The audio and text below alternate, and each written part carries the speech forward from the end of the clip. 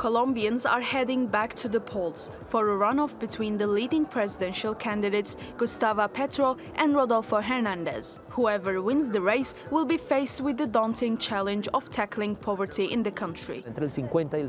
Between 50 and 60% of the population generates income through very informal jobs, very poorly protected jobs, low productivity jobs, and these jobs are largely in labor-intensive but low-skilled sectors.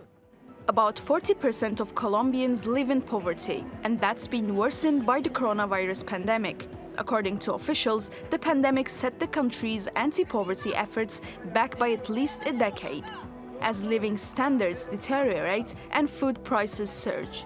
Inflation reached its highest level in 2 decades in April, and many Colombians have turned to collecting goods that can be recycled to make ends meet. They earn from $3 to $4.50 a day. Perez is one of 1.8 million migrants who have fled Venezuela in search of a better life in neighboring Colombia. It only covers my room and the parking spot for the wooden cart. It doesn't cover food because I pay $5 for my room plus $1 for parking. That's $6 altogether, and they pay me $6.50. What I have left is 25 cents. I can't eat. Do you understand?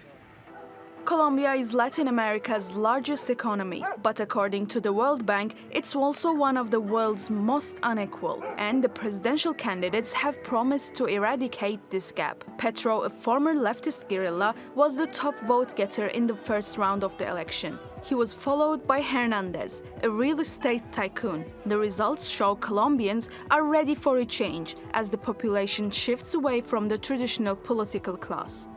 Among Petro's top proposals is a $13 billion tax overall.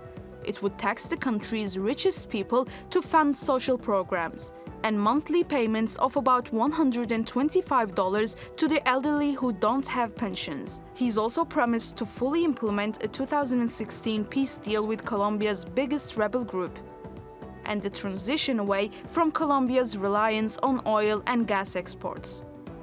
Hernandez is seen as a business-friendly social media king who's promised to fight corruption and create jobs, a top concern of voters. Whoever wins the presidency will face a divided Congress and likely protests, which could complicate efforts to carry out much-needed fiscal and social reforms. Sena Saylan, TRT World.